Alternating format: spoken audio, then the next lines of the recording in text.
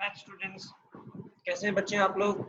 I hope ठीक होंगे, अपने अपने घरों में होंगे, बाहर ना निकलेंगे। बच्चों अपन लोगों ने जो टॉपिक है वो स्टार्ट किया था, ठीक है, द फ्रेंच रेवोल्यूशन। उस टॉपिक में अपन ने जो बेसिक फ्रांस का उस टाइम पे एथनिक कॉम्पोजिशन था वो अपन लोगों ने अच्छे से समझ लिया था, है ना बच्चों? कि कितने तरह के वहाँ के तीन तरह के स्टेट्स थे वहाँ पे, फर्स्ट स्टेट, सेकेंड स्टेट और थर्ड स्टेट। जो फर्स्ट स्टेट था अपना वो क्लर्जी था, क्लर्जी मतलब जो चर्च के मेंबर्स होते हैं वो लोग। सेकेंड स्टेट अपने नोबिलिटी, और थर्ड स्टेट जो था वो फर्दर डिवाइडेड था अपनी तीन कैटेगरी के अंदर। और फिर कैसे उस थर्ड स्टेट ने पूरे रेवोल्यूशन को आउटब्रेक किया, पूरे फ्रांस में फैलाया, कैसे एक एब्सोल्यूट मोनार्की को कन्वर्ट किया कॉन्स्टिट्यूशनल मोनार्की। उसमें जो चार अलग अलग इंपॉर्टेंट मंथ्स थे, जो डेट्स थी, उसको अपन ने अच्छी तरीके से लास्ट सेशन में स्टडी किया। इसमें 5th ऑफ मई, 20th of June, 14th of जुलाई एंड 4th ऑफ अगस्त। इस बच्चों, ये चार इंपॉर्टेंट डेट्स थी जो अपन ने लास्ट क्लास सेशन में कवर अप करी थी। उसमें देखा वो एक बेसिकली आउटब्रेक ऑफ रेवोल्यूशन, कैसे वो रेवोल्यूशन फैला, अपन ने वो देखा। 5th मई की वजह से जो उसने सफ्रेज यानी right to vote, one state one vote का जो रूल था उसके अगेंस्ट में किस तरीके से पूरी एब्सोल्यूट मोनार्की यानी लुईस 16 को अपनी पावर्स को छोड़ना पड़ा।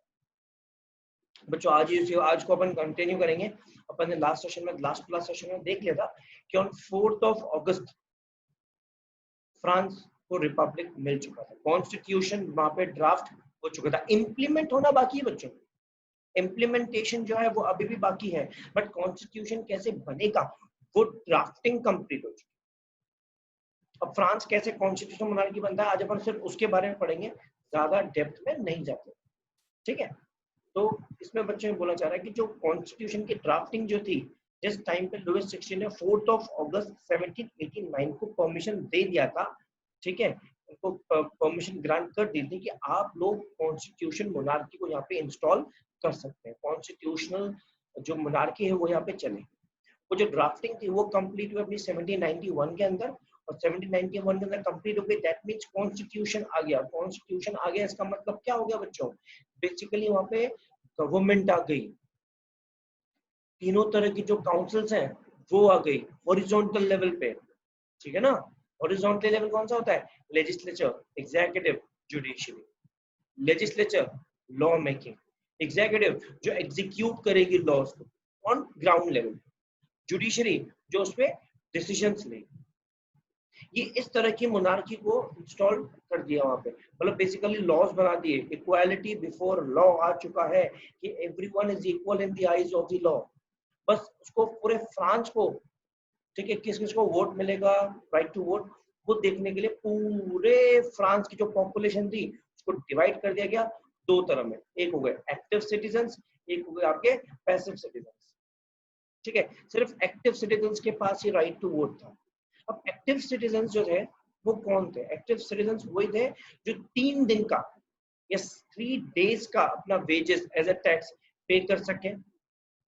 दूसरा, वो 25 इयर्स ऑफ एज के ऊपर होने चाहिए, ठीक है? ध्यान रखना बच्चों, 3 तरह की कंडीशन थी वोटिंग के लिए। 3 तरह की कंडीशन थी कि आपको 3 दिन का वेजेस जो है वो पे करना पड़ेगा एज अ टैक्सेस। दूसरा, आपकी जो एज है वो 25 या 25 से ऊपर होनी चाहिए। और लास्ट में जो थर्ड है वो ये था कि विमेन को राइट टू वोट नहीं मिलेगा। 3 तरह की कंडीशंस थी।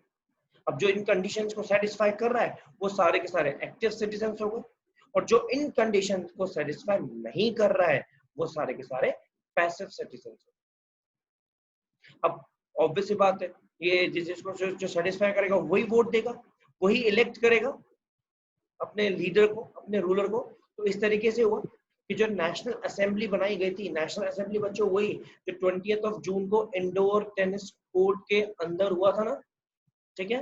वो जो मीटिंग कॉल करी थी थर्ड स्टेट के लोगों ने, उसी प्लेस को नेशनल असेंबली डिक्लेयर कर दिया था, और वहां पर ही सारा इलेक्शन का जो प्रोसेस था वो कंटिन्यू किया गया। अब बच्चों क्या हुआ? अब जब कॉन्स्टिट्यूशन मोनार्की तो आ गई, लोगों के पास राइट्स आ गए, लेकिन किंग का क्या रोल रहेगा? किंग का भी तो कुछ रोल होगा ना बच्चों। किंग को वीटो पावर दे दिया। वीटो पावर बेसिकली क्या होती है बच्चों, ध्यान से समझना। वीटो पावर मतलब एक ऐसी पावर जो राजा कभी भी यूज कर सकता है, once in a lifetime, once in a lifetime कभी भी यूज कर सकता है, और उससे कोई सा भी डिसीजन जो है वो चेंज कर सकता है। उसको वो एक ही पावर्स थी उसके पास, एक ही पावर थी उसके पास, वीटो पावर। बाकी प्रॉपर तरीके से गवर्नमेंट तो सेट हो ही गई, लेजिस्लेचर, एग्जीक्यूटिव एंड जुडिशियरी, अब प्रॉपर तरीके से सेट है। लेकिन सबसे बड़ा इशू कहां पर जनरेट होगा? सोचो सोचो। यस, सिटीजन्स के बीच में, एक्टिव सिटीजन्स और पैसिव सिटीजन्स। थर्ड स्टेट में मेजॉरिटी जो है वो तो पीजेंट्री है, लेबर है, लैंडलेस लेबर्स है। That means passive citizens, because वो 3 दिन का वेजेस जो है पे नहीं कर पाएंगे एज अ टैक्सेस। तो इसका मतलब उनके लिए तो और लॉस वाली बात हो गई, उनके लिए तो और दिक्कत होगा ना, क्योंकि जो क्वालिफिकेशन उन्होंने निकाली नेशनल असेंबली में या फिर इलेक्ट करने के लिए, मेंबर बनने के लिए, वो क्या निकाली कि भैया वो टैक्स पे करने वाला होना चाहिए, दूसरा उसकी 25 साल से ऊपर की एज होनी चाहिए, तभी वो नेशनल असेंबली का मेंबर बन सकता है। अब दिक्कत होगी बच्चों। अब क्या हुआ आगे, क्या हुआ इस चीज को आगे, इस चीज को लेके काफी ज्यादा वहां पर रेवोल्यूशन हुआ छोटा छोटा, इतना ज्यादा छोटा छोटा रेवोल्यूशन हुआ कि जो लोग रह गए थे, दैट मींस जो पैसिव सिटीजन्स थे, वो सारे के सारे इकट्ठा होने लग गए, क्लब बनाने लग गए, खुद क्लब। सोचना, अपन ने डिस्कस किया है इसको, क्लब। तो उनको तो बुरा लगेगा, तो इसलिए उन लोगों ने सोचा कि नहीं, हमको भी हमारे राइट्स चाहिए। तो उन्होंने अपने राइट्स के लिए फाइट करना फिर से स्टार्ट कर दिया, एक और रेवोल्यूशन स्टार्ट हुआ।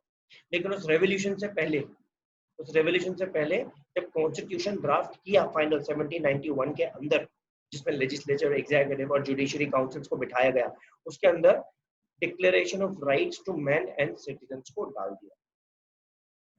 बहुत इजी बच्चों, declaration of rights to man and citizen मतलब इसके अंदर बता दिया गया कि राइट्स आपके पास क्या क्या है, मतलब वहाँ के सिटीजन जितने भी हैं उनके पास कितने तरह के राइट्स हैं। Right to life, freedom of speech, freedom of opinion, equality before law were declared as natural and inalienable rights.